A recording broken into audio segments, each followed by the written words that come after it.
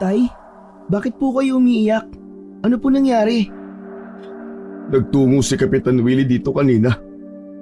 Kinausap niya ako tungkol sa lupang kinatatayuan ng ating bahay. Ano pong sinabi sa inyo ni Kapitan, Tay? Ang sabi niya, kailangan na nating umalis dito dahil sa kanya raw ang lupang kinatatayuan ng ating bahay. Ano po? Paano magiging sa kanya to, Tay? Hindi ba? Kay nanay po ito? Saka matagal na po tayo rito. Hindi niya po tayo pwedeng paalisin ng basta na lang. Pinagawa niya ito ng titulo, anak. Wala tayong titulo. Salitaan natin laban sa titulo ni Kapitan Willie. Binigyan niya tayo ng 3 araw para makaalis. Kapag nagmatigas daw tayo, pulis na ang magpapalaya sa atin. Bakit hindi niyo po inilaban tong lupa natin, Tay? Pumayag na lang kayo na ganun na lang? Alas, wala akong laban kay Kapitan Willie. May pera siya. Tayo wala. Isa pa, ayoko ng gulo. Alam ko na kapag nagmatigas ako gulo lang ang magiging resulta nun. Natigilan ang 13 taong gulang na si Alas sa sinabi ng ama niyang si Benjo. Hindi siya makapaniwala na matapos ang mahabang taon ay mangyayari ang ganoong bagay. 1 taon pa lamang ang nakakalipas simula nang mamatay ang nanay ni Alas. Simula noon, si Benjo na ang mag-isang nagtaguyod sa kanila. Kahit mahirap ang trabaho nito bilang isang construction worker, ay hindi ito sumuko. Hindi na rin nagtaka si Alas kung bakit hindi inilaban ni Benjo ang lupang kinatitirikan ng kanilang maliit na bahay. Mahina ang loob ng tatay niya pagdating sa away. Nung namatay ang nanay ni Alas dahil sa nabundol ito ng kotse habang tumatawid, ay mas pinili nitong makipag-areglo at magpabayad kaysa kasuhan ang driver ng kotse.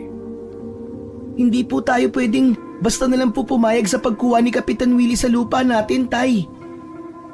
Simula po ng ikasal kayo ni nanay, ay dito na po kayo nakatira. Dito po ako pinanganak at lumaki. Tapos biglaan na lang po niyang kukunin. Hindi po ako papayag, Tay. Sundin na lang natin si Kapitan Willie, anak. Pwede naman tayo magpatayo ng maliit na kubo sa kung saan. Tumiim ang bagang ni Alas. Kung hindi kayang ipaglaban ng tatay niya ang lupa nila, ay siya ang gagawa nun. Ibinaba niya ang kanyang school bag. Kahit naka-school uniform pa, ay umalis siya at malalaki ang hakbang na naglakad papunta sa bahay ni Kapitan Willie. Pinigilan siya ni Benjo pero hindi siya nagpapigil dito. Tumakbo na siya hanggang sa makarating sa bahay ng kanilang kapitan. Sa San Miguel, ang bahay nito ang pinakamalaki. Kapitan Willie! Kausapin niyo po ako! Kapitan! Sumisigaw si Alas sa labas ng bahay ng kapitan. Naabutan na siya ni Benjo. Hinawakan siya nito sa braso at hinila. Malakas na iniwas ni Alas ang kanyang braso.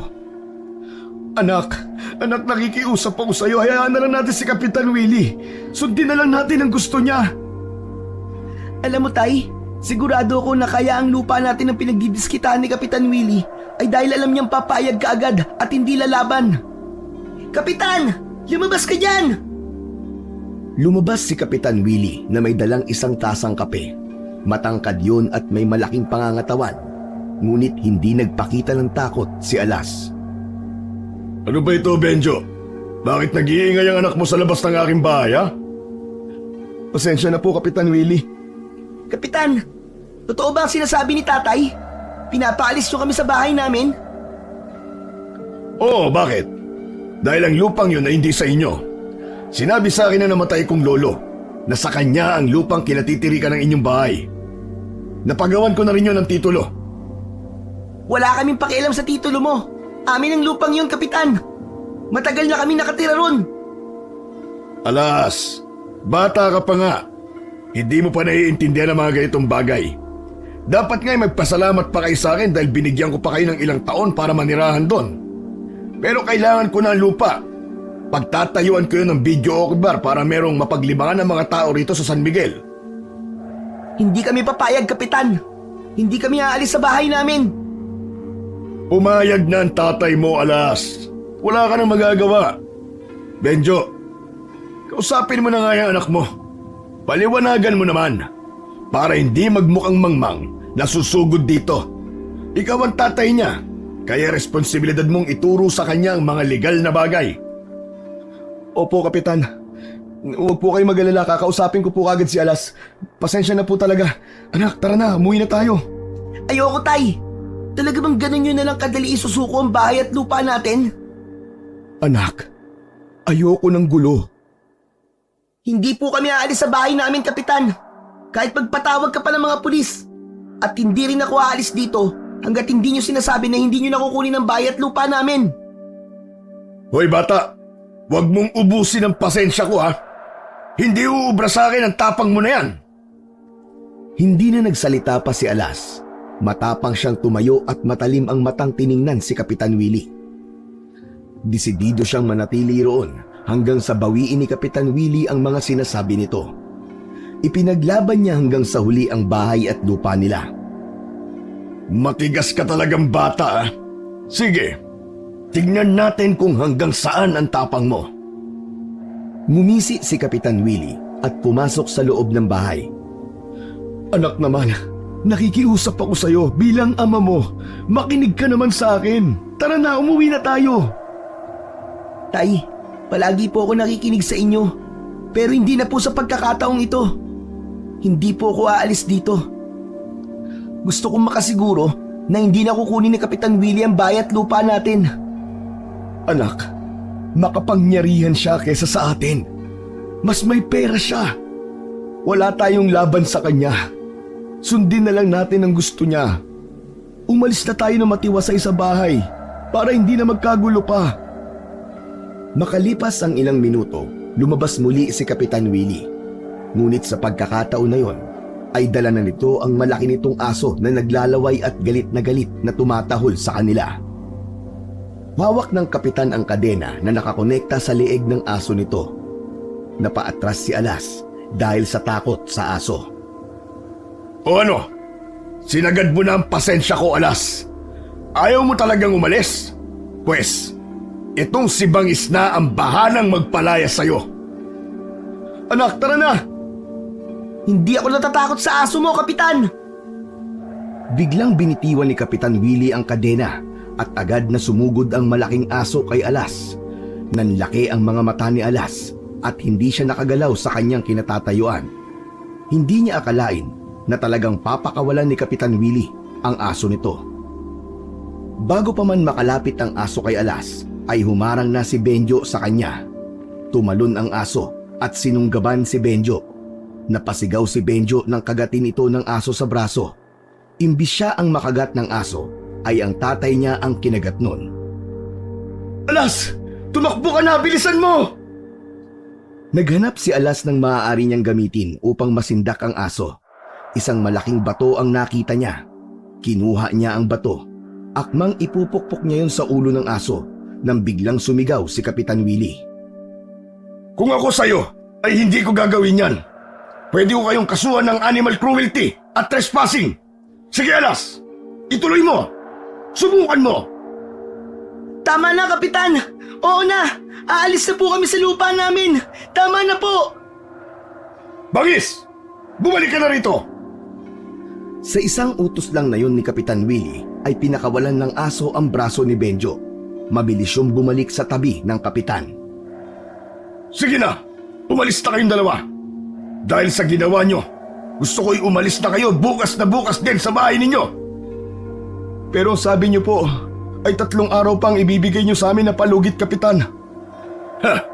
Sisihin mo ang anak mo! Kung hindi siya sumugod dito nang wala sa hulog, hindi ko kayo agad-agad paaalisin. Wala nang nagawa sina Alas at Benjo kundi ang umalis sa bakuran ng bahay ni Kapitan Willie. Nagtungo sila sa health center upang mapaturukan ng anti-rabies si Benjo. Mabuti na lamang at hindi pa yun nakasarado at nakaabot pa sila, kaya nabigyan ng injection ang tatay ni Alas. Tahimik si Alas nang makauwi sila sa kanilang bahay. Umupo ang tatay niya. Bakas sa mukha nito ang pagod. Humaplos ang awa sa puso ni Alas habang nakatingin kay Benjo. Hindi niya maiwasang sisihin ang sarili sa sinapit ng kanyang tatay. Tay, sorry po ah. Hindi po kayo makakagat ng aso ni Kapitan Willie kung hindi po naging matigas ang ulo ko. Hayaan mo na, anak. Hindi mo naman ginustong nangyari. Ang importante ay hindi ka nasaktan. Pero tay, aalis na ba talaga tayo dito sa bahay natin? Wala na tayong magagawa, anak. Wala na tayong karapatan sa bahay at lupa na to. Si Kapitan Willie na nagmamay-ari nito. Magpapahinga lang ako ng konting oras. At pagkatapos ay mag-i-empake na tayo ng mga gamit natin, ha? Binalot ng lungkot si Alas. Alam niya na sa sandaling yon ay wala na silang magagawa kundi ang umalis sa kanilang bahay. Natakot na siya na kalabanin pa si Kapitan Willie dahil sa nangyari sa kanyang tatay. Kinabukasan ng umaga ay umalis na sina Alas at Benjo. 2 malaking bag at isang sako ang dala nila. Naglakad lamang ang mag-ama sa ilalim ng tirik na araw. Nang makarating sila sa isang baryo, ay nagtanong-tanong agad doon si Benjo kung saan ito maaaring magtrabaho. Isang babae sa sari-sari store ang nagsabi sa kanila na naghahanap ng mga mag-aalaga ng mga halaman ang isang may edad na lalaki sa lugar na yon.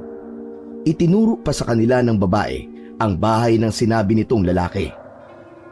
Tatay, marunong ka bang mag-alaga ng halaman? Oo naman. Bago kay pinanganak ng nanay mo, marami siyang alagang halaman na namumulaklak. Tinutulungan ko siya noon sa pag-aalaga ng mga yon. Narating ng mag-ama ang bahay ng lalaking naghahanap ng mag-aalaga sa mga halaman nito. Nakita nila na maraming namumulaklak na halaman sa paligid ng bahay. May tamang laki ang bahay, gawa yon sa hollow blocks at yero. Tao po! Tao po! Isang may edad na lalaki ang lumabas mula sa bahay. Meron yung tamang taas at pangangatawan. Sa tingin ni Alas ay nasa 50 na ang edad ng lalaki. Sino kayo? Anong kailangan nyo rito? Magandang umaga po. Ako po si Benjo at ito naman po ang aking anak na si Alas. May nakapagsabi po kasi sa amin na naghahanap daw ho kayo ng mag-aalaga sa mga halaman nyo. Mag-a-apply po sana ako . Tiningnan muna sila ng lalaki ng ilang segundo bago sila pinapasok nito. Nauna na ang lalaki na bumalik sa loob ng bahay nito. Tay, huwag na kaya tayong tumuloy.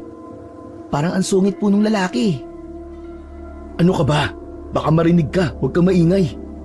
Saka hindi tayo pwedeng mapili ngayon. Tandaan mo, wala na akong trabaho kasi umalis na tayo sa San Miguel. Kilalanin muna natin siya. Malay mo, mabait naman pala. Ano ba? Hindi ba kayo papasok dito? Opo. Susunod na po kami. Kita mo na, tay. Ang sungit, di ba? Sinaway ni Benjo si Alas. Agad na silang pumasok sa loob ng bahay ng lalaki at umupo sa isang mahabang upuan na gawa sa kawayan. May 2 kwarto ang bahay na yon. Medyo mainit dahil iisa lang ang bintana. Nagpakilala ang lalaki bilang si Mang Andoy.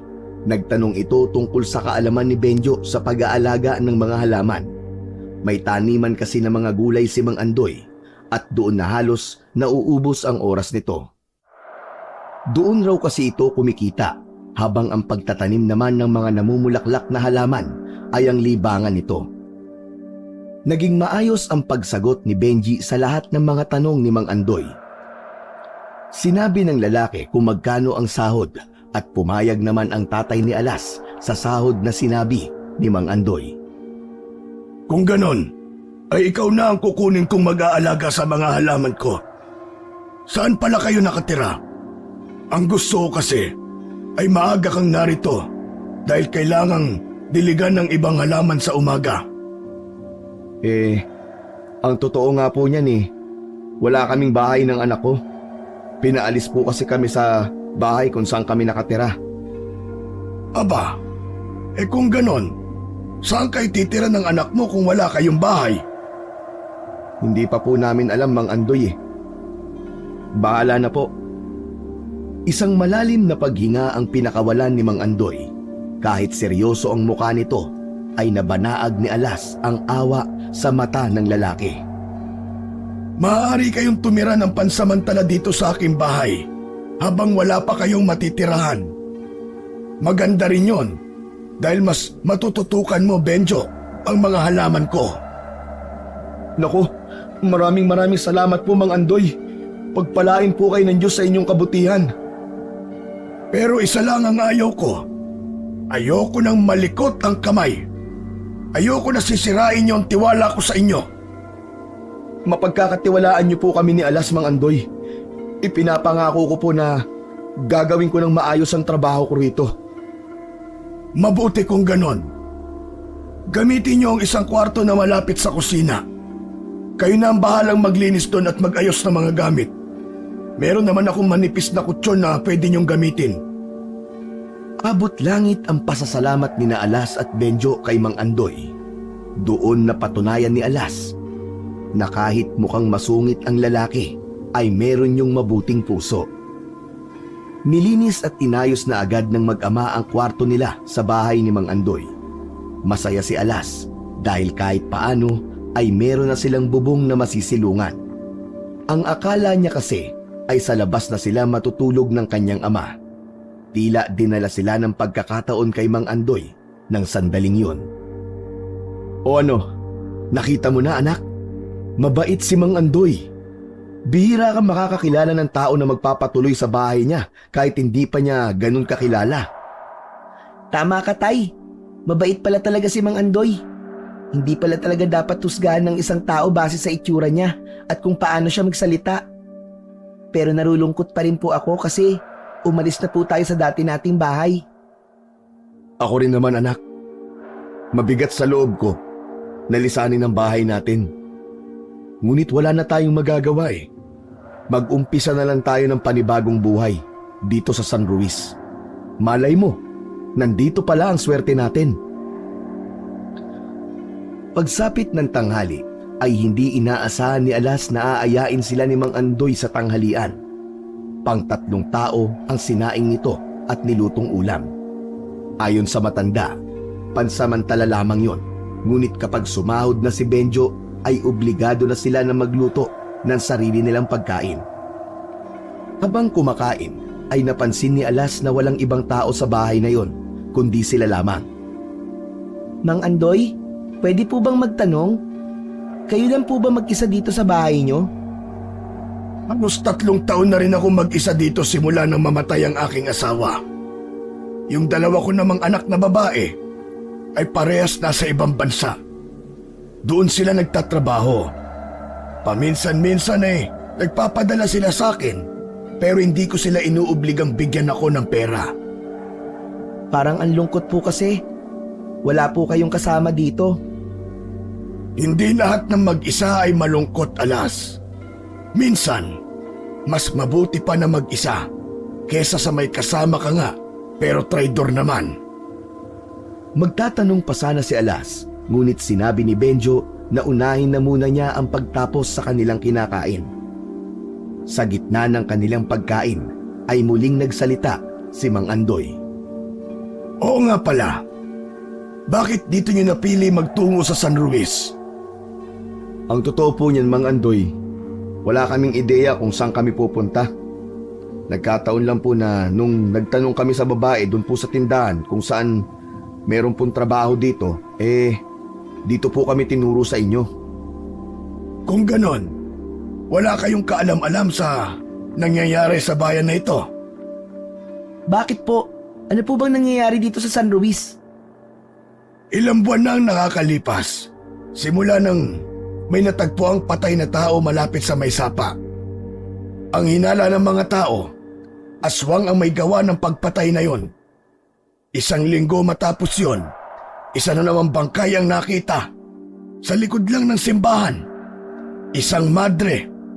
Aswang din ang pinaghihinalaan ng mga tao na pumatay sa madreng yon. Kung ganun po, may aswang po dito sa San Luis? Meron, Alas.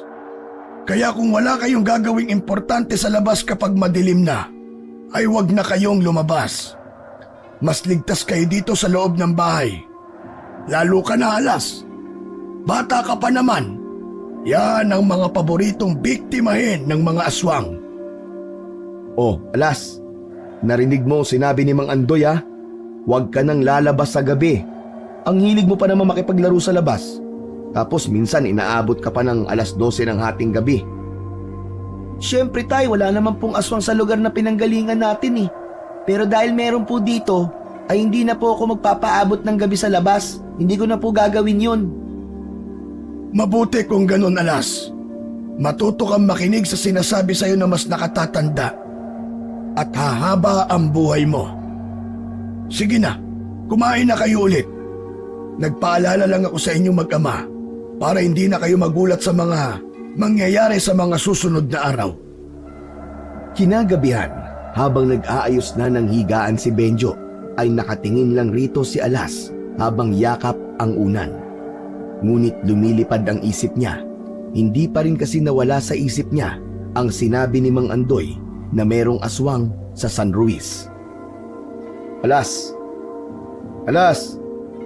Huy, Alas! Ay po, bakit po? Ang sabi ko, akin na yung mga unan. Kanina ko pa sinasabi sa'yo pero nakatulala ka dyan. May problema ba, anak? Iniisip ko lang po yung sinabi ni Mang Andoy kanina eh. Tay, totoo po ba ang mga aswang? Alam mo anak, sa tagal ko nang nabubuhay dito sa mundo, kahit dulo ng kuko ng aswang ay wala pa akong nakikita. Para sa akin, hindi sila totoo. Paano niyo po ipapaliwanag yung dalawang pinatay daw dito ng aswang? Alam mo, sa tingin ko tao may kagagawan nun. Sinasabi lang ng mga tao na aswang kasi gusto nila na merong masisisi. Siguro, hindi nila matukoy kung sino ang pumatay sa mga yon. Pero anak, mas mabuti na wag na rin tayong lumabas kapag gabi na. Para na rin sa pansarili nating kaligtasan.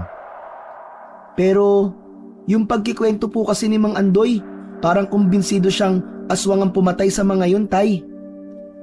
Ay nako, tama na yan. Pwede bang wag na natin pag-usapan yan, anak? Kailangan mong matulog ng maaga at may pasok ka pa bukas. Anak, ayos lang ba sa'yo na mas napalayo ka na ngayon sa school mo? Oo naman, tay. Kayang-kaya ko naman pong lakarin yon. Hindi ka maglalakad sa pagpasok at pag-uwi mo. May natabi pa akong pera. Sumakay ka na lang ng tricycle para hindi ka masyadong mapagod. O sige na, akin na yung mga unan para mailagay ko na rito sa higaan natin. Tay, sigurado po ba kayong hindi ako maglalakad? Baka maubusan po tayo ng pera. Hindi yan. Saka pwede naman siguro akong bumalik kay Mang Andoy. Gagalingan ko na lang sa trabaho para matuwa siya sa akin. Yun na ang naging simula ng panibagong buhay ni Alas at Benjo sa San Ruiz. Unti-unti ay nasanay si Alas sa pagbabago sa routine niya sa araw-araw. Nadagdagan ang baon niyang pera sa school dahil palagi siyang pinasasakay ng tricycle ng tatay niya dahil lumayo na siya sa kanyang eskwelahan. Ngunit ang ginawa ni Alas ay naglalakad na siya kapag uuwi upang maipon niya ang pera na sana ay pambayad niya sa tricycle. Naisip niya na malapit na ang kaarawan ng kanyang tatay. Iisang sapatos lang ang meron nito at sira pa. Gusto niya sana itong bilhan ng bago dahil mahilig sumimba tuwing linggo ang tatay niya. Isang hapon, pagkalabas ni Alas ng school ay may nakita siyang nagtitinda ng bracelet. Nagustuhan niya ang isang bracelet na gawa sa itim na maliliit na parang mga bato. Bumili siya ng dalawa upang isa sa kanya at isa sa kanyang tatay Benjo. Nang makauwi siya, ay nakangiti siyang pumunta sa tatay niya na abala pa rin sa pagbubungkal ng lupa. Oh, bakit ngayon ka lang nakauwi? Palagi ka nang umuwi ng ganitong oras ha? Naglalaro po kasi kami ng mga kaklase ko bago umuwi, tay. Totoo ba yan, anak? Baka naglalakad ka pa uwi ha? Kaya nga kita dinadagdagan ng baon para may pamasahe ka sa tricycle. Hindi po, tay. Sumasakay po ako kahit pauwi dito. Ay, oo nga po pala. Meron po akong binili para sa inyo. Inilabas ni Alas ang pulseras at siya na mismo ang nagsuot nun kay Benjo. Ipinakita niya rin ang kagayang pulseras na suot niya. Dalawa po ang binili ko, Tay, para tig-isa po tayo. Aba, maganda to ah. Para parehas tayong meron. Ay, Mang Andoy, nandiyan na po pala kayo. Binubungkal ko lang po ang lupa dito pero patapos na po ako. Lumingon si Alas at nakita niya si Mang Andoy na nakatayo sa pintuan.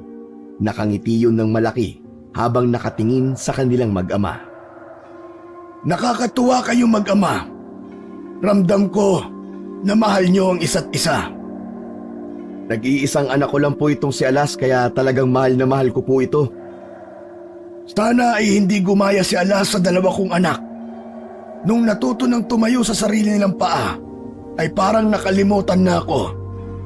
Hindi na ako dinadalaw dito kahit umuwi sila dito sa Pilipinas. Akala yata nila ay sapat na sa akin na nagpapadala sila ng pera. O siya, paano? Pumasok na kayong dalawa para makapaghapunan na tayo. Gumagabi na. Hindi naligtas na nandito pa kayo sa labas. Naawa naman si Alas sa lungkot na bumakas sa mukha ni Mang Andoy. Naramdaman niya ang labis nitong pangungulila sa mga anak nito. Tunay na hindi matutumbasan ng pera ang oras at atensyon ng mahal natin sa buhay. Matapos ang masarap na hapunan, ay hinarap na ni Alas ang mga takdang aralin niya. Sa sala siya gumawa para makatulog na ang tatay niya. Hindi kasi yun nakakatulog kapag nakabukas ang ilaw. Mag-isa lang si Alas sa sala at napakatahimik ng kapaligiran. Maya-maya pa ay nakarinig siya ng pag-alulong ng aso sa labas. Bigla siyang kinabahan sa dahilan na hindi niya alam. Nagulat siya nang biglang lumabas si Mang Andoy sa kwarto nito. Alas, bakit hindi ka pa natutulog? Anong oras na? Marami pa po kasi akong gagawing assignment eh. Ganun ba? Sige, lalabas lang ako. May bibili lang akong gamot dyan sa malapit na tindahan. Ang akala ko po ba hindi po tayo dapat lumalabas ng gabi, Mang Andoy? Kailangan kong mabili ang gamot na yon. Kung hindi, hindi ako makakatulog. Tapusin mo na yung ginagawa mo para makatulog ka na. Opo, mag-iingat po kayo, Mang Andoy. Sa pinto sa likod lumabas si Mang Andoy. Narinig naman niyang binuksan ni Mang Andoy ang maliit na bahay sa likod. Ayon kay Mang Andoy, ay mga personal nitong gamit at ng namayapa niyang asawa ang naroon, kaya hindi nila yun pwedeng buksan ng tatay niya. Minsan ay gustong pabuksan ni Alas ang bahay na yon upang makita niya kung ano ang naroon, pero iniisip niya na baka magalit si Mang Andoy kapag ginawa niya yon. Ipinagpatuloy ni Alas ang paggawa ng mga takdang aralin niya. Makalipas ang kalahating oras, ay hindi pa rin bumabalik si Mang Andoy. Hanggang sa matapos na siya sa kanyang ginagawa, ay wala pa rin ang matanda. Nag-aalala na si Alas para kay Mang Andoy. Gusto niya sanang gisingin ang tatay niya, pero nakita niya yung humihilik at mahimbing na natutulog. Ayaw naman niyang putulin ang pagpapahinga ng kanyang ama, kaya humiga na lang siya sa tabi nito.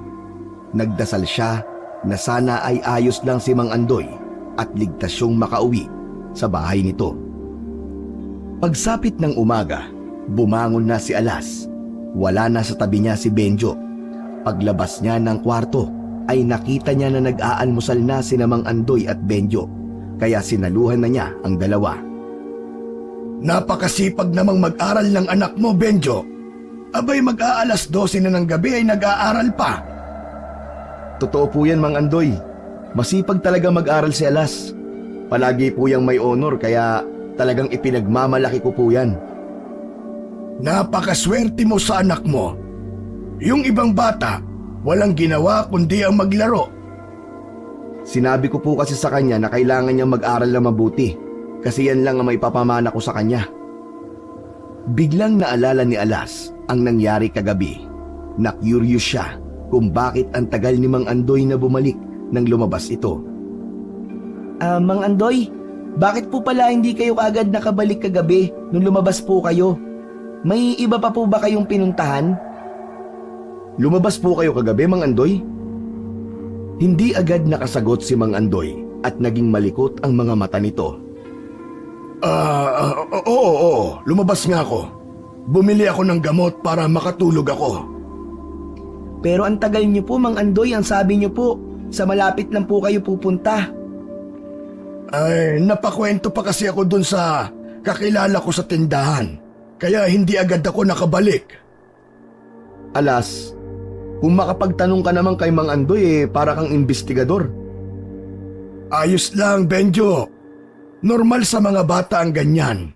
Masyadong matanong. Nagkatinginan silang tatlo nang makarinig siya ng sigawan ng mga tao sa labas. Sabay-sabay silang tumayo at lumabas ng bahay. May mga taong nagtatakbuhan sa isang direksyon. Tinanong ni Mang Andoy ang isang lalaki na dumaan kung ano ang nangyari. Ayon sa lalaki, ay may natagpo ang patay na babae sa isang bakanting lote. Sandali lang, at titingnan ko lang yon, ha? Nauna nang maglakad si Mang Andoy papunta sa bakanting lote. Alas, dito ka lang ha. Susundan ko lang si Mang Andoy. Sasama po ako sa inyo, Tay. Gusto ko rin po makita yung babaeng patay. Ang bata mo pa para makakita ng ganung bagay. Dito ka lang. Magbantay ka dito sa bahay. Saka tapusin mo na yung almusal mo at mag-asikaso ka na sa pagpasok sa school. Napakamot na lang sa ulo si Alas. Curious kasi siya sa kung ano ang itsura ng patay na natagpuan sa bakanting lote. Sa pagkakataon na yon, ay nanalo ang kagustuhan ni Alas. Sumunod siya kina Mang Andoy at sa tatay niya sa bakanting lote. Maraming tao ang naroon. Pinapalibutan ng mga yun ang bangkay. Isiniksik ni Alas ang sarili sa kumpol ng mga tao hanggang sa makarating na siya sa unahan. Bumaligtad ang sikmura niya nang makita ang itsura ng babaeng pinatay. Puno ng latay ang buong katawan nun at may malaking butas sa dibdib nito. Wala na ang puso ng babae. May mga taong nagsabi na umatake na naman daw ang aswang sa San Luis. Nabigla si Alas nang may biglang humatak sa braso niya. Ikaw ang kulit mo talagang bata ka, ha? Hindi ba ang sabi ko sa'yo ay huwag kang pupunta dito? Tay, gusto ko lang naman pong makita yung... Halika na, umuwi na tayo. Ang kulit-kulit mo talaga. Hinila siya ni Benjo paalis sa bakanting lote hanggang sa makauwi na sila sa bahay ni Mang Andoy. Bumalik sila sa kusina upang kumain pero parehas silang hindi makakain dahil sa nakita nilang bangkay na babae. Alam mo anak, hindi ka pa dapat nakakakita ng mga ganong bagay sa edad mo. Pero Tay, yung babae po, grabe naman po ang ginawa sa kanya. Bakit kailangan siyang patayin sa ganung paraan? Halang ang kaluluwa ng gumawa nun sa kanya. Walang puso. Siguro po, totoo yung sinabi ni Mang Andoy. May aswang nga talaga dito sa San Luis. Sa tingin ko po kasi, hindi yun kayang gawin ng isang tao. Ano po sa tingin nyo, Tay?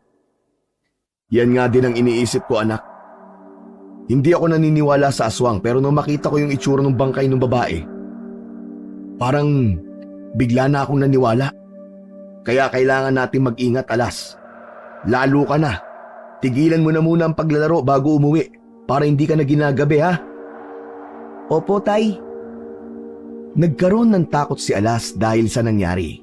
Ngunit mas matindi ang kagustuhan niyang makapag-ipon ng pera upang makabili ng sapatos si Benjo. Sa kabila ng sinabi ng tatay niya, ay hindi pa rin siya tumigil sa paglalakad kapag pauwi na siya mula sa eskwelahan. Binibilisan na lamang ni Alas ang paglalakad upang hindi siya abutin ng dilim sa kalsada. Sa paglipas ng mga araw ay naging ligtas naman sina Alas. Kapag madilim na ay nagsasarado na sila ng pinto at bintana. Hindi na rin sila lumalabas kapag gabi na upang makaiwas sa panganib na maaaring naghihintay sa kanila sa labas ng bahay. Alam niyo po Mang Andoy, sa totoo lang, nung unang beses mong ikwento sa amin ng merong aswang dito sa San Luis, ay hindi ako naniniwala. Pero nung nakita ko yung bangkay ng babae, ay naniniwala na ako. Naiintindihan kita. Kahit ako ay hindi naniniwala noon sa mga ganyang nilalang. Pero nang makakita ko, ay doon na ako naniwala. Mahirap talagang maniwala sa isang bagay o nilalang kapag hindi mo pa ito nakikita o nararanasan mismo. Ibig pong sabihin, nakakita na po kayo ng aswang, Mang Andoy? Matagal ng panahon yon. Dalaga pa ang mga anak ko. Ang totoo aswang ang pumatay sa aking asawa. Buntis siya noon sa pangatlo naming anak. Menopause baby ang anak ko na yon. Hindi namin akalain ng asawa ko na makakabuo pa kami. Detalyadong ikinuwento ni Mang Andoy ang nangyari. Nang nasa ika-6 na buwan na ng pagbubuntis ang asawa nito, ay doon na sila nakaramdam na inaaswang ang asawa ni Mang Andoy. Gabi-gabing nagpupunta ang aswang sa bahay ng mga ito. Hanggang sa isang gabi, umalis si Mang Andoy dahil inaya itong mag-inom ng isa nitong kaibigan. Ayaw sanang umalis ni Mang Andoy dahil may iwang mag-isa ang asawa nito sa bahay. Wala ang 2 anak ni Mang Andoy dahil nag-aaral ang mga yon sa Maynila ng panahong yon. Pero ang asawa ni Mang Andoy ang nagsabi na sumama na ito sa mga kaibigan nito. Minsan lang daw kasing maglibang si Mang Andoy. Napilitan si Mang Andoy na makipag-inuman. 1 oras lang itong umupo sa inuman at umuwi na rin naman kaagad. Tapos, pagbalik ko sa bahay, nakita ko ang misis ko. Nawakwak ang tiyan. Wala na ang bata sa loob ng kanyang sinapupunan. Hindi ko akalain na gano'n na mangyayari sa loob ng 1 oras na nawala ako. Hindi na napigilan ni Mang Andoy ang mapaluha sa gitna ng kanyang pagkikwento. Tumayo si Alas upang bigyan ng mahigpit na yakap si Mang Andoy. Alam ko po kung gaano kasakit ang mawalan ng mahal sa buhay, Mang Andoy. Pasensya na po kung napunta pa sa ganitong usapan natin. Ayos lang, Alas. Minsan ay makabubuti sa atin na ikwento ng ikwento o masasakit na nangyari sa ating buhay. Hanggang sa dumating ang panahon, nasanay na tayong ikwento yon at wala ng sakit kasi tanggap na natin ang pangyayaring yon. Ramdam ni Alas ang sinseridad sa pagkikwento ni Mang Andoy, kaya sigurado na siya na nagsasabi yun ng totoo. Dahil doon ay mas lalong tumindi ang paniniwala niya na totoo nga ang mga aswang. Habang naglalakad pa uwi si Alas mula sa eskwelahan, ay biglang bumuhos ang malakas na ulan. Nagmamadali siyang tumakbo at naghanap ng masisilungan. Isang sari-sari store ang nakita niya at doon muna siya sumilong. Malas naman Sana'y hindi nabasa ang mga gamit ko sa bag. Ang buong akala ni Alas, saglit lang ang ulan, pero inabot na siya ng kalahating oras ay hindi pa rin yun tumitigil. Kinabahan siya sapagkat unti-unti nang dumidilim. Naalala niya na hindi ligtas ang magpaabot ng gabi sa labas dahil sa banta ng aswang sa San Ruiz. Isang ideya ang naisip ni Alas. Bumili siya ng ilang piraso ng plastic bag sa tindahan. Inilagay niya roon ang mga gamit niya upang kahit mabasa ang bag niya ay hindi mababasa ang mga yon. Saka siya sumugod sa ulan upang makauwi na siya. Basang-basa si Alas pagdating niya sa bahay ni Mang Andoy. Si Mang Andoy ang sumalubong sa kanya. Naku, Jaski kang bata ka! Bakit naman basang-basa ka? Naglakad ka lang ba? Opo, Mang Andoy. Si tatay po nasaan? Bumibili ng ulam sa labas. Bagong sahod kasi kaya ang sabi niya siya muna ang bahala sa ulam natin ngayon. Magpalit ka na ng damit at maligo ka. Baka maabutan ka pa ng tatay mo na basang-basa. Pagalitan ka nun. Tumalima agad si Alas. Hinubad na niya ang basa niyang uniform at pumasok sa banyo at naligo. Sakto na nakabihis na siya ng pambahay nang dumating si Benjo. May dala itong isdang tulingan, gata at talong. Natuwa siya dahil ang lulutuin na ulam ng tatay niya ay ginataang tulingan na pinakapaborito niyang ulam sa lahat. Maayos pa ang pakiramdam ni Alas nang pumasok siya sa eskwelahan ng sumunod na araw. Ngunit nang pauwi na siya, ay naramdaman niya na mabigat ang katawan niya. Nilalamig din siya. Nagkaroon siya ng hinala na meron siyang lagnat dahil sa sumugod siya sa ulan nung nakaraang araw. Pag uwi niya, ay hindi niya ipinaalam kay Benjo na meron siyang lagnat dahil natakot siyang malaman nito na nagpaulan siya. Ngunit nang nakahiga na sila para matulog, ay nalaman din ng tatay niya ang pagkakaroon niya ng lagnat. Labis na nanginginig ang buong katawan ni Alas. Nagtaka si Benjo kaya sinalat nito ang noo at leeg niya. O anak, ang taas ng lagnat mo ah. Bakit hindi ka nagsasabi sa akin? Tay, ayoko po kasi na mag-alala kayo sa akin. Hindi ba? Sinabi ko sa'yo na kapag may nararamdaman ka ay magsabi ka sa akin. Sandali, at tatanungin ko si Mang Andoy kung may gamot siya sa lagnat. Sandaling lumabas si Benjo sa kwarto. Nang bumalik ito ay sinabi nito na walang nakatabing gamot para sa lagnat si Mang Andoy. Dito ka lang Alas ha. Bibili lang ako ng gamot sa labas. Kailangan mo makainom ngayon para bumaba ang lagnat mo. Wag na po tay. Hindi po ligtas sa labas kapag gabi na. Baka makasalubong niyo po yung aswang eh. Pero hindi naman pwedeng hindi ka makainom ng gamot. Malapit lang yung tindahan, saglit lang ako. Wala nang nagawa si Alas nang lumabas ng bahay ang tatay niyang si Benjo upang ibili siya ng gamot. Hinintay niya yun ngunit kalahating oras na ang lumilipas ay hindi pa rin bumabalik si Benjo. Nang isang oras na ang nawala ay doon na kinabahan si Alas. Pinuntahan niya si Mang Andoy sa kwarto nito upang sabihin na kanina pa wala ang tatay niya. Bibili lang daw po siya ng gamot ko pero isang oras na po nakakalipas ay hindi pa rin po siya bumabalik. Ganun ba? Sandali at titignan ko siya doon sa tindahan. Dito ka lang ha. Huwag kang lalabas. Labis na nag-alala si Alas para sa kanyang ama. Kung sakali na may mangyaring masama roon, ay walang ibang dapat nasisihin kundi siya. Kung hindi sana siya nagpaulan, ay hindi siya magkakaroon ng lagnat. Hindi sana lalabas ang tatay niya ng oras na yon para ibili siya ng gamot. Nang bumalik si Mang Andoy, ay napansin ni Alas ang lungkot sa mukha nito. Mang Andoy, nakita niyo po ba si tatay? Hindi. Sarado yung malapit na tindahan. Siguro'y naghanap pa siya ng bukas na tindahan. Hintayin na lang natin siya at sigurado ako nababalik din yun maya-maya. Batyagang naghintay sina Alas at Mang Andoy kay Benjo, ngunit inabot na sila ng madaling araw ay hindi pa rin bumabalik ang tatay ni Alas. Nang sumunod na araw ay nag-report na agad sina Alas at Mang Andoy sa barangay hall dahil sa pagkawala ni Benjo. Ngunit hindi pa maidedeklara na nawawala si Benjo dahil wala pang isang araw yung nawawala. Hindi na alam ni Alas ang gagawin. Wala siyang ibang nais kundi ang makauwi ng buhay ang kanyang tatay. 3 araw na ang lumipas, ngunit hindi pa rin bumabalik si Benjo. Walang lumipas na gabi na hindi umiiyak si Alas dahil sa labis na pag-aalala niya sa kanyang tatay. May mga pagkakataon din na hindi niya maiwasang mag-isip ng masama. Kagaya ng baka wala na ang tatay niya, baka nabiktima na yon ng aswang at isang araw ay makita na lang ang bangkay ng kanyang tatay. Sinasamahan ni Alas ang pag-aalala kay Benjo ng dasal.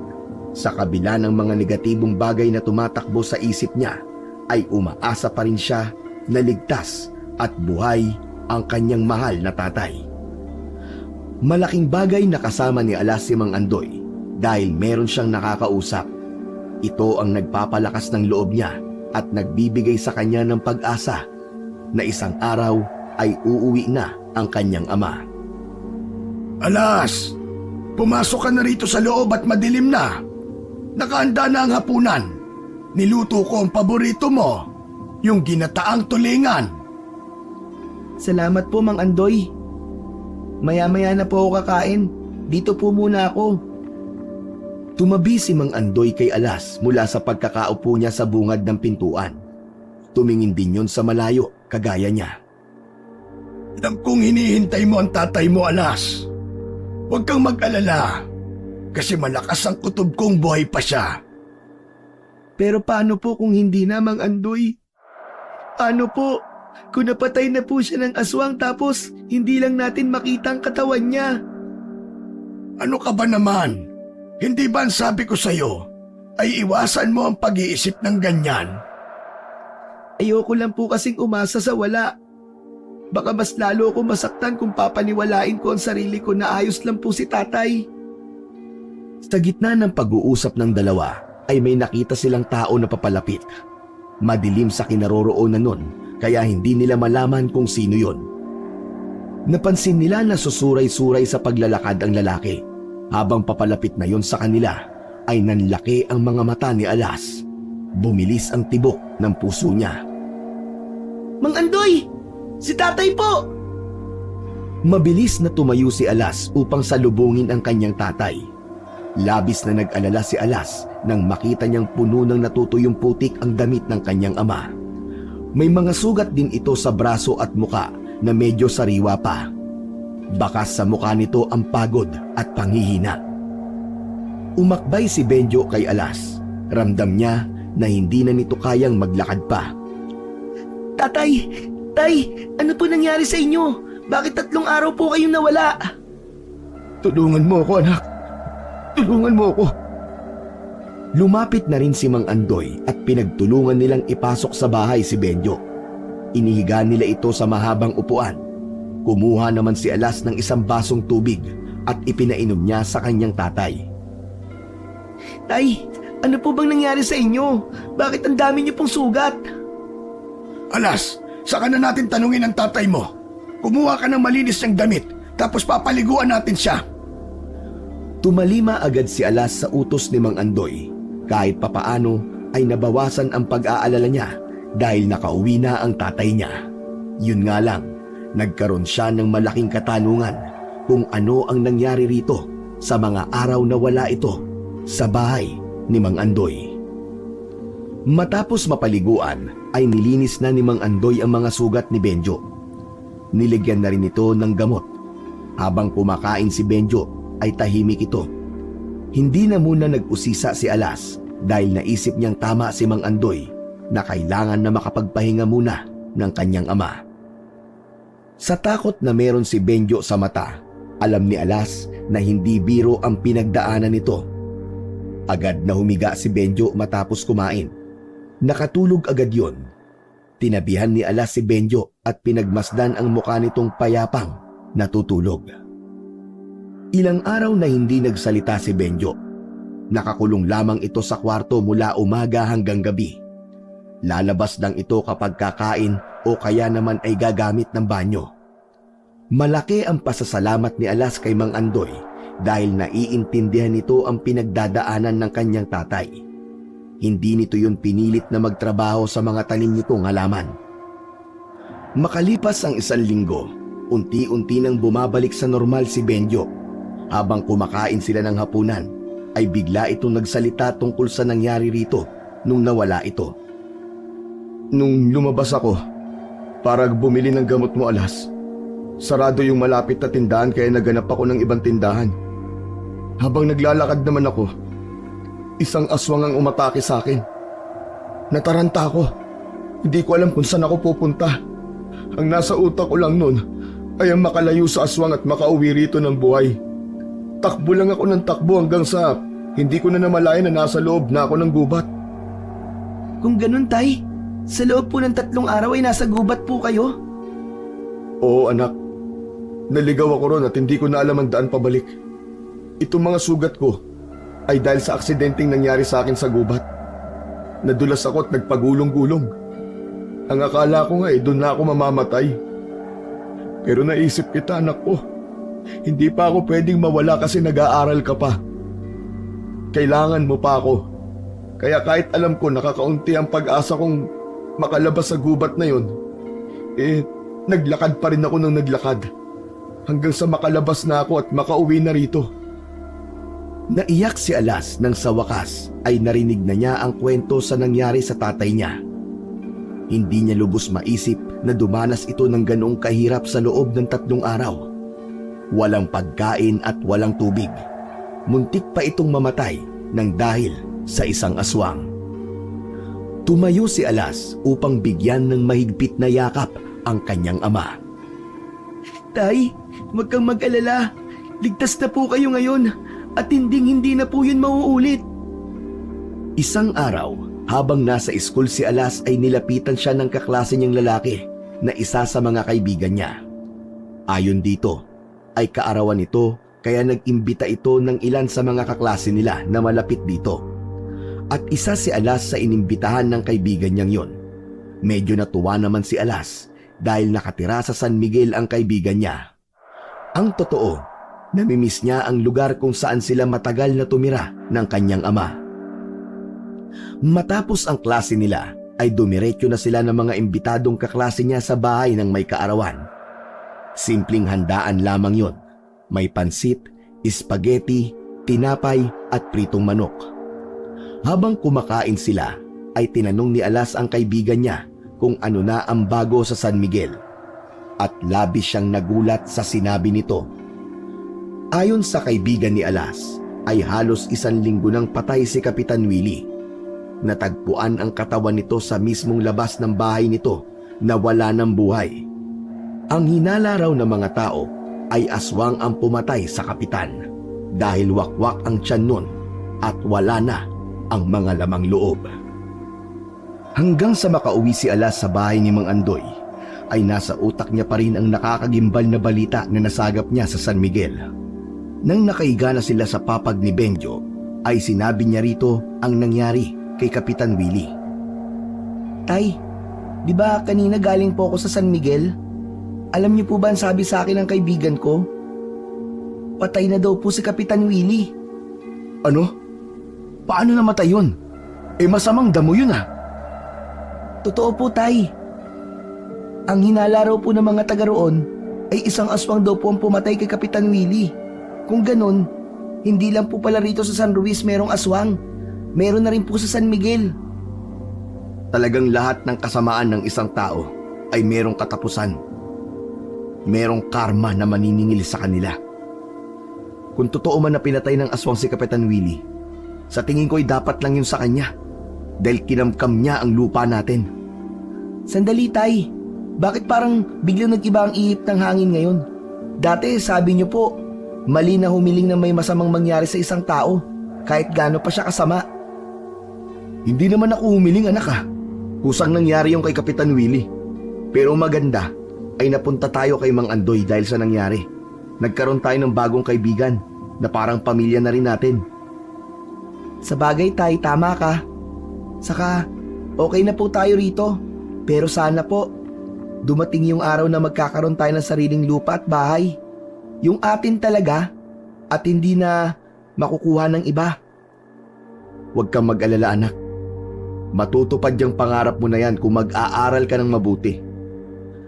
Alas, gawin mo ang lahat para makapagtapos ka hanggang kolehiyo ha. Gusto ko na magkaroon ka ng maginhawang buhay kapag malaki ka na. Bakit ako lang po? Siyempre kasama rin po kayo dun, Tay. Kung makapagsalita naman po kayo, parang mamamatay na po kayo. Hoy, ano ka bang bata ka? Kung ano nung sinasabi mo, hindi pa ako mamamatay, no? Matulog ka na at may pasok ka pa bukas. Patayin mo na rin yung ilaw para makatulog na ako. Sige na, anak. Pinatay na ni Alas ang ilaw at bumalik na siya sa tabi ng kanyang tatay.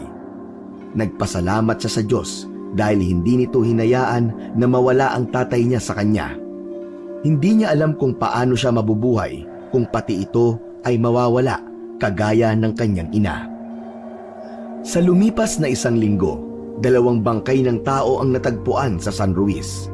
Parehas na puno ng sugat ang katawan ng dalawa at parehas na wala na ang mga puso. Mas lalong lumakas ang bulungan sa San Luis na aswang talaga ang may kagagawan ng mga patayan. Grabe na po talaga ang patayan dito sa San Luis, Mang Andoy. Nakakatakot na po talaga yung aswang. Kaya nga kailangan ay mag-iingat tayong lahat. Isa pa, hindi tayo sigurado kung ilan ang aswang dito. Ibig pong sabihin, may posibilidad po na marami sila? Kung minsan, grupo-grupo ang mga aswang na yan. May mga pagkakataon na nakakalat sila sa isang lugar. Sa umaga, aakalain mo na isa silang normal na tao kagaya natin. Pero sa gabi, doon na sila nagiging halimaw. Bakit po? Parang ang dami niyo pong alam sa mga aswang-aswang na yon. Baka po aswang kayo, Mang Andoy ah. Biro lang po. Alam ko po na hindi po kayo aswang. Kasi kung aswang po kayo, malamang matagal na po kaming patay ni tatay.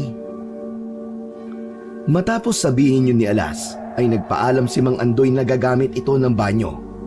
Hindi alam ni Alas kung tama ang pakiramdam niya, pero tila umiwas si Mang Andoy sa kanya matapos niyang bitawan ang biro niya na baka aswang si Mang Andoy. Nang dahil sa naging reaksyon ni Mang Andoy sa biro ni Alas, ay nagkaroon si Alas ng pagdadalawang isip. Napatanong siya sa kanyang sarili kung aswang nga ba talaga si Mang Andoy. Ngunit agad din niyang inalis yun sa ulo niya dahil ibinalik niya ang sinabi niya na kung aswang yun ay matagal na silang pinatay nito. Isa pa, hindi tama na pinag-iisipan niya ng hindi maganda ang taong tumulong sa kanila nung panahon na wala silang matutuluyan. Ngunit ng gabing yon, bumalik ang hinala ni Alas kay Mang Andoy dahil sa naging pag-uusap nila ng tatay niya habang nakahiga sila sa kanilang kwarto. Anak, may napapansin ka bang kakaiba kay Mang Andoy? Wala naman po. Ano po bang kakaibang tinutukoy nyo?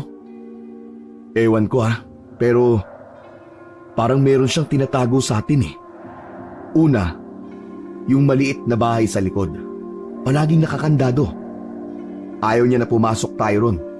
Ang tagal na natin dito, pero wala pa rin sa atin na nakakakita kung anong meron sa bahay na yun. Hindi po ba ang sabi ni Mang Andoy mga gamit po yun ng namatay niyang asawa?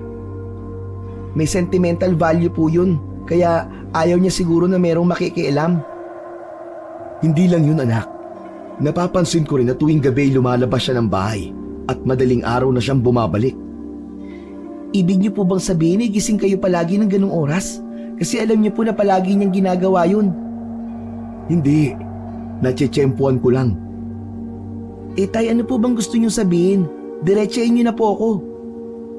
Alas, hindi kaya si Mang Andoy ang aswang dito sa San Luis? Hindi agad nakapagsalita si Alas sa kanyang narinig. Pinag-isipan muna niya ang dapat niyang sabihin hanggang sa sinabi niya kay Benjo yung tungkol sa pagbiro niya kay Mang Andoy na baka isa tong aswang dahil marami itong kaalaman tungkol sa mga ganoong nilalang. Umiwas po siya na magbiro po ako ng ganun, tay.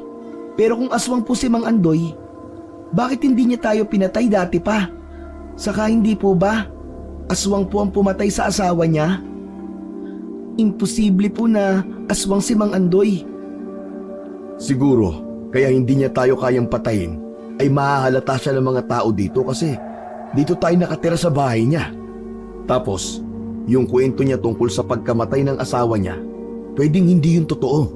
O kaya ay ibiniti ni Benjo ang sasabihin. Kapwa ng laki ang mga mata nila habang nakatingin sa isa't isa. Baka si Mang Andoy ang pumatay sa asawa niya. Tatay, umalis na po tayo rito. Baka tayo na po ang isunod ni Mang Andoy. Anak, hindi pa naman tayo sigurado. Hinala pa lang ang meron tayo ngayon at wala pa tayong matibay na ebidensya. Isa pa, gaya ng sinabi mo, kung papatayin tayo ni Mang Andoy, dapat ay noon pa. Pero tingnan mo, buhay pa rin tayo hanggang ngayon. Ewan ko, tay. Naguguluhan po ako sa inyo. Ang gulo-gulo nyo. Sabi nyo po, baka aswang si Mang Andoy.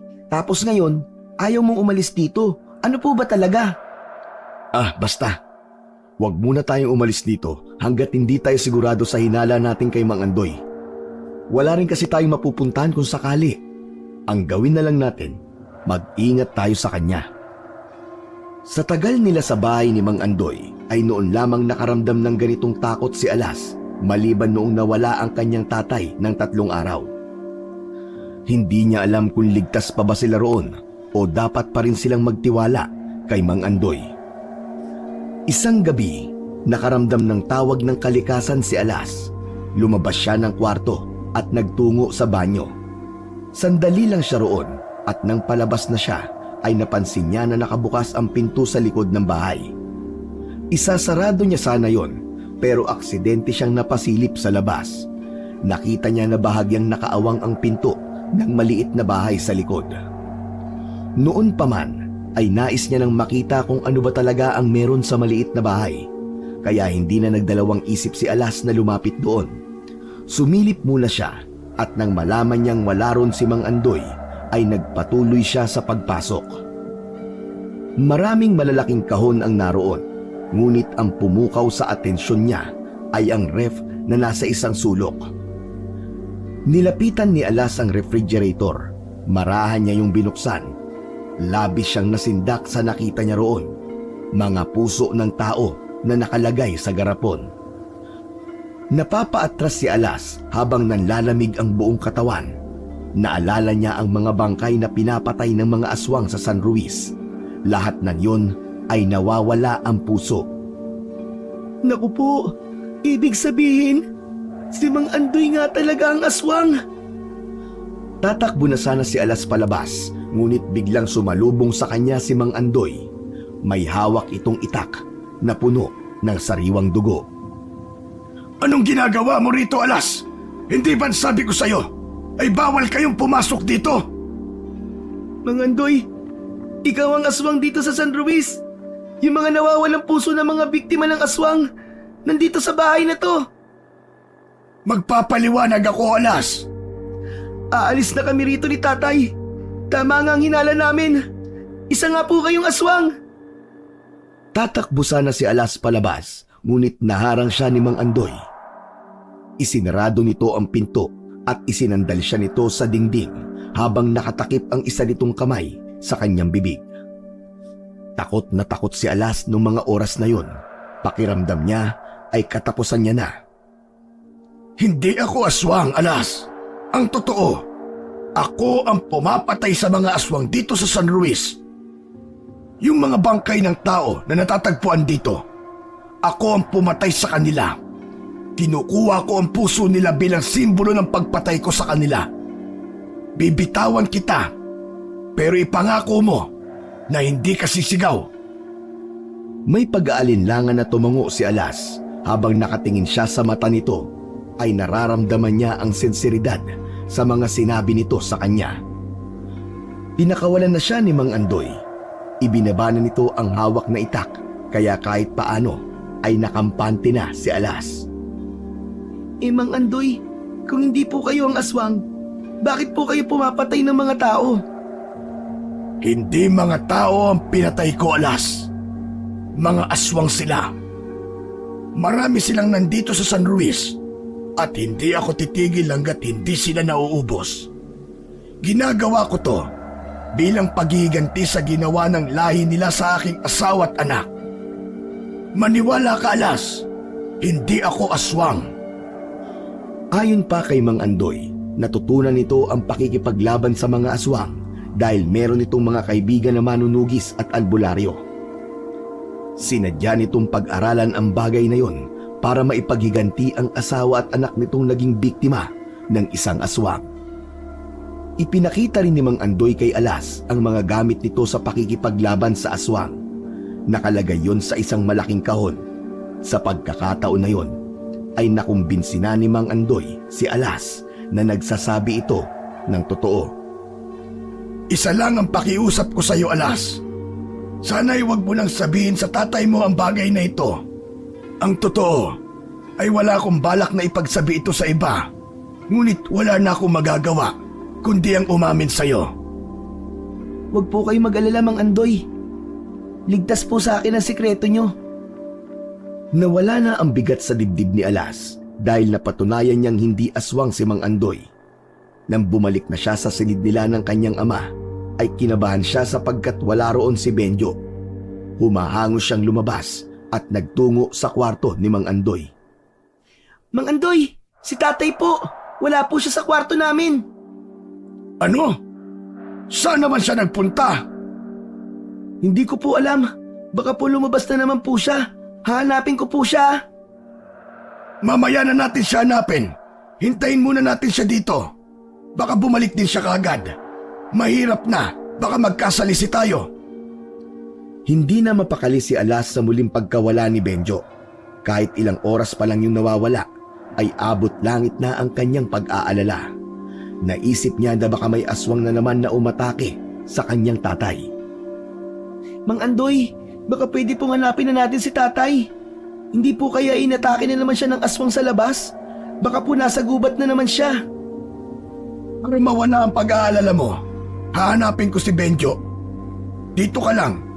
Hindi ligtas kung sasama ka pa sa akin. Mang Andoy, hindi ko po kayang manatili dito habang wala akong ideya kung ano na po nangyari sa tatay ko. Sasama po ako sa inyo, parang awa niyo na po. Hayaan niyo po akong samahan kayo sa paghanap sa tatay ko. Matiim na tumingin si Mang Andoy kay Alas hanggang sa nakita nito ang determinasyon sa kanyang muka. Sige, payag na ako. Ngunit kailangan nating magdala ng armas at proteksyon kahit paano. Hindi natin alam kung may aswang tayo makakaengkwentro sa paghahanap natin sa tatay mo. Nagtungo ang dalawa sa maliit na bahay sa likod. Ibinigay ni Mang Andoy kay Alas ang isang itak, habang si Mang Andoy ay buntot ng pagi at isang kakaibang patalim ang kinuwang armas para rito. Isang anting-anting ang isinuot ng lalaki sa leeg ni Alas. Para saan po itong kwintas? Pangontra yan sa aswang. Makakaramdam sila ng sakit kapag malapit ka sa kanila habang suot mo yan. Paano po kayo? Wala po ba kayong isusuot na ganito? Isa lang ang ganyan ko. Ibinigay yan sa akin ng kaibigan kong antingero. Pero huwag ka mag-alala. Kaya ko ang sarili ko. Hindi ito ang unang beses na makikipaglaban ako sa aswang. Tara na, hanapin na natin ang tatay mo. Hindi na nagsayang ng oras ang dalawa. Sinimulan na nilang hanapin si Benjo sa buong San Luis, ngunit bigo silang makita yon. Doon na sila nagdesisyon na magtungo na sa gubat. Habang tinatahak nila ang daan papasok sa gubat, ay hindi maiwasan ni Alas ang kabahan. Tinalasan niya ang pakiramdam niya. Makalipas lang ang ilang minutong paglalakad sa gubat, ay wala pa rin silang makitang senyales na naroon si Benjo. Hanggang sa may nakita silang bakas ng paa sa maputik na bahagi ng gubat. Sinundan nila ang mga bakas upang alamin kung kanino yon. Nagulat si Alas nang bigla siyang hilahin ni Mang Andoy upang magtago sa likod ng isang malaking puno. Bakit po, Mang Andoy? May naaamoy akong aswang sa paligid. Malapit lang siya sa atin. Huwag kang maingay kasi baka malaman niya na nandito tayo. Ano pong gagawin natin? Babalik na po ba tayo sa bahay niyo? Hindi, Alas. Kilala mo na ako. Wala akong aswang na inuurungan. Hindi ako titigil hanggat hindi nauubos ang aswang dito sa San Luis. Dito ka lang at lalabas ka lang kapag sinabi ko. Nagkakaintindihan ba tayo? Opo. Opo, Mang Andoy. Lumabas si Mang Andoy mula sa likod ng malaking puno, habang si Alas naman ay naiwan doon na kinakabahan at natatakot.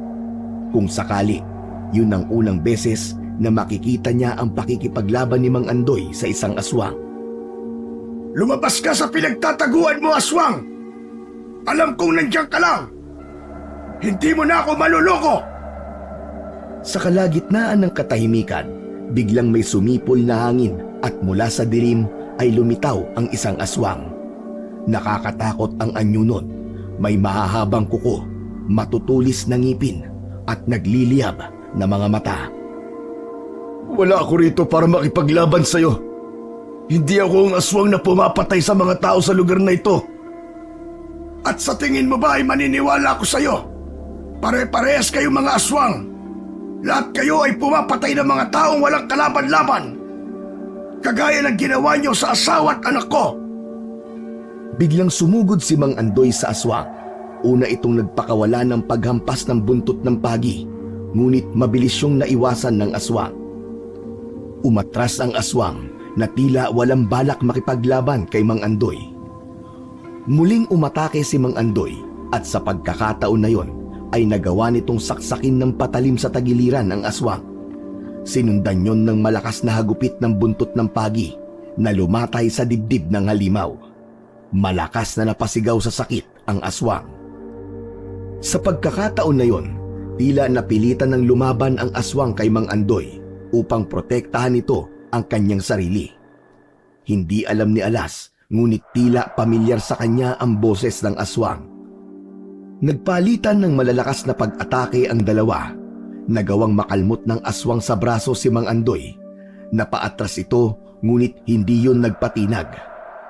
Nagpatuloy ang laban. Walang tigil ang palitan ng atake ni Mang Andoy at ng aswang. Nakita ni Alas kung gaano kahusay si Mang Andoy sa pakikipaglaban. Ngunit ang aswang ay may kakaibang lakas at bilis. Mabilis na umikot si Mang Andoy sa likod ng aswang. Itinarak nito ang patalim sa likod ng aswang ng ilang beses. Padapang bumagsak ang aswang sa lupa. Agad na umibabaw si Mang Andoy at ipinilupot niya ang buntot ng pagi sa leeg nito.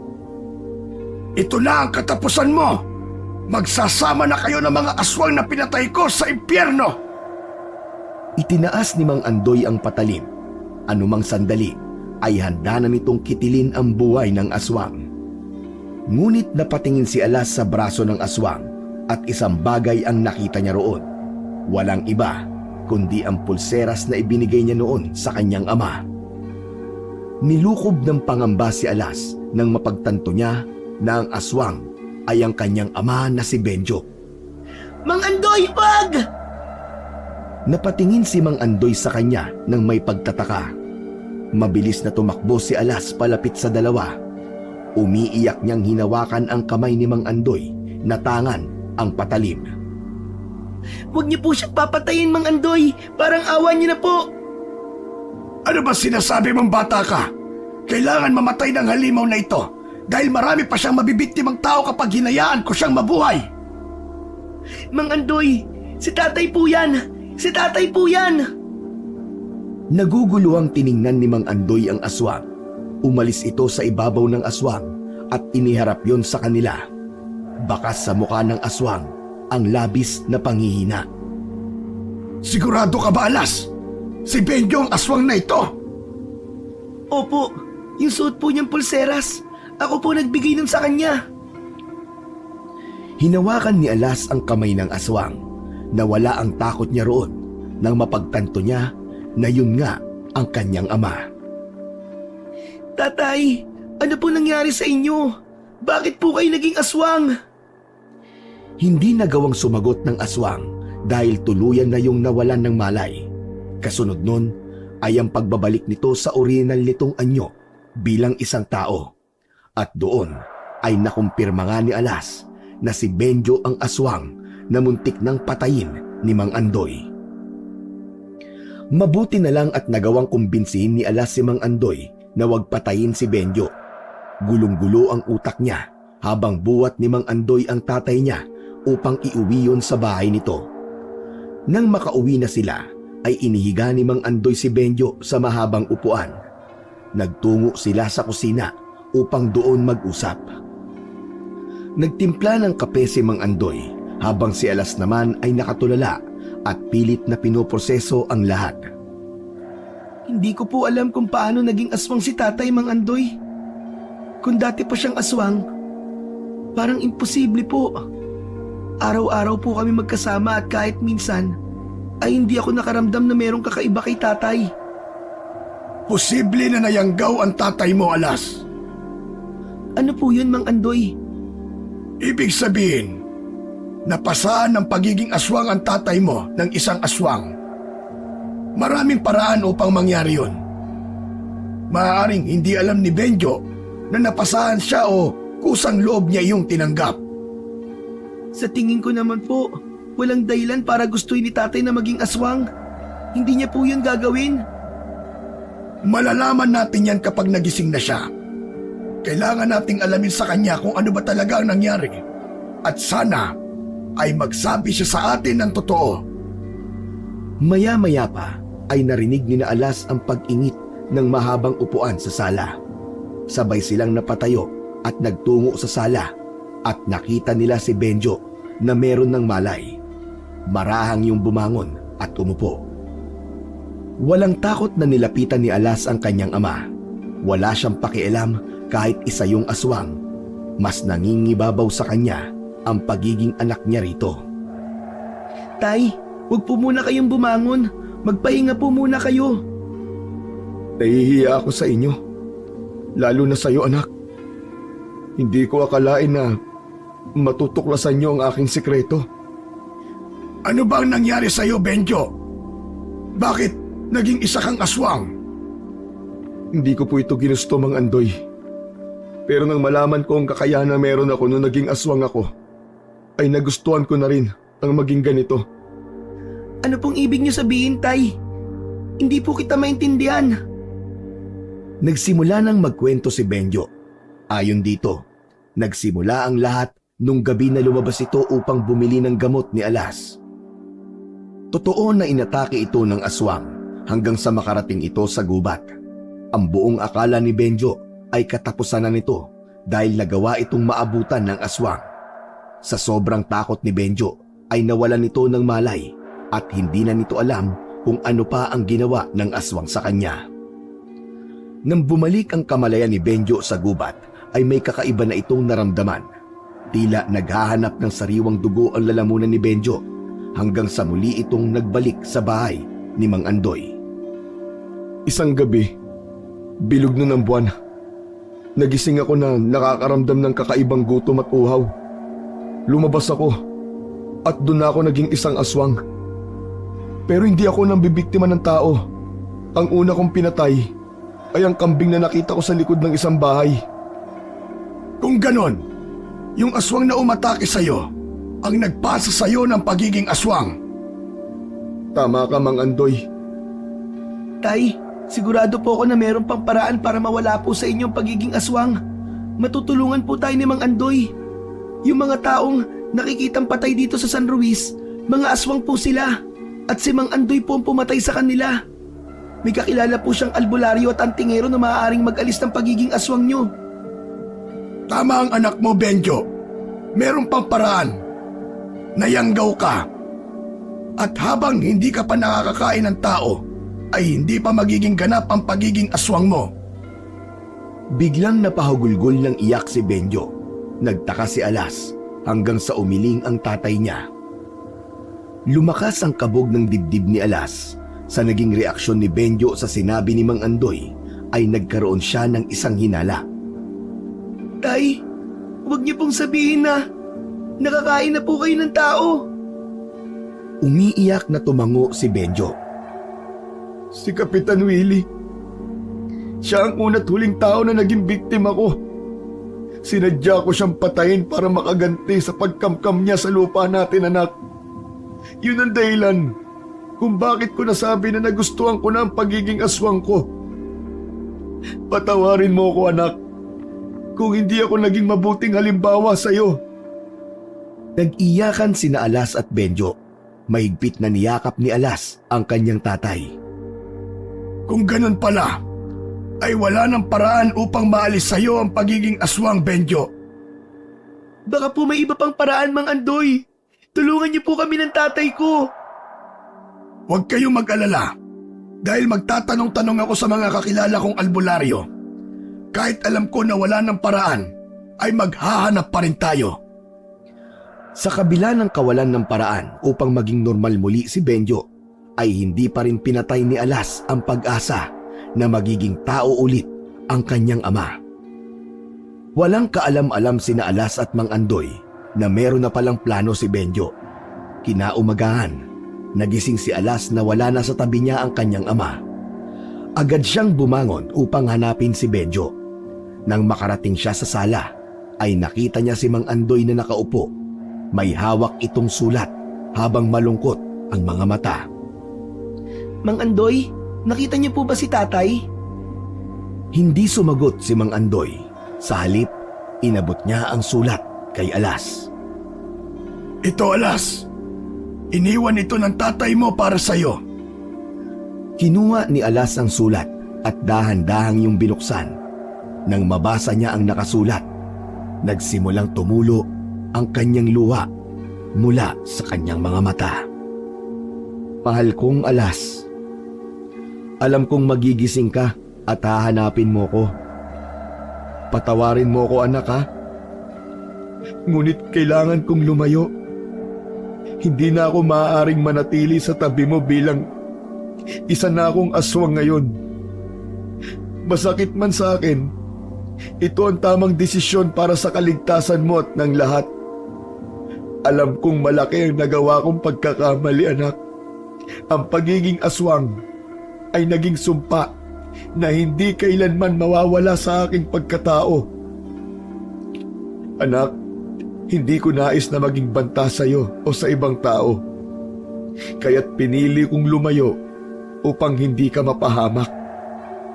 Huwag kang mag-alala, Alas. Ipinagkakatiwala kita kay Mang Andoy. Siya na ang mag-aalaga sa iyo at magtuturo ng tamang landas. Anak, mahal na mahal kita. Huwag mo akong kakalimutan, ha? Ipangako mo sa akin na magpapatuloy ka sa buhay kahit wala na ako sa tabi mo, anak, ha? Mahal na mahal ka ni tatay, anak ko. Mag-aaral kang mabuti, ha? Lagi ka magpapakabait. At huwag mong kakalimutan ang mga bilin ko sa iyo, anak. Mahal na mahal kita. Matapos basahin ni Alas ang sulat, ay tuluyan na siyang napahagulgol. Lumapit si Mang Andoy at niyakap siya ng mahigpit. Huwag kang mag-alala, Alas. Narito ko para sa iyo. Tutulungan kitang magpatuloy. Hinding-hindi kita pababayaan. Iyak lang ng iyak si Alas. Hindi niya alam kung ano ang sasabihin niya ng sandaling yon. Napakasakit para sa kanya na mas pinili ng tatay niya ang lumayo upang protektahan siya mula rito. Lumipas ang mga taon na hindi na nagpakita pa si Benjo kay Alas. Sa panahon na yon ay itinuring na siyang tunay na anak ni Mang Andoy. Pinag-aral siya nito hanggang sa makatapos siya ng kolehiyo. Huminto na si Mang Andoy sa pagpatay sa mga aswang sa San Luis. Ayon dito, nagtagumpay na itong ubusin ang mga aswang sa lugar na yon. Nang magkatrabaho na si Alas, ay unti-unti na siyang nakabawi kay Mang Andoy. Pero hindi pa rin nawala sa isip niya ang kanyang ama. Bago matulog ay humihiling sa Diyos si Alas na sana ay nasa tabi niya ang kanyang ama upang magawa niya ring makabawi sa lahat ng sakripisyo at pagmamahal na ibinigay nito sa kanya. Ngunit kahit hindi na nakita pa ni Alas ang kanyang ama, nararamdaman niya na nasa paligid lang ito at binabantayan siya.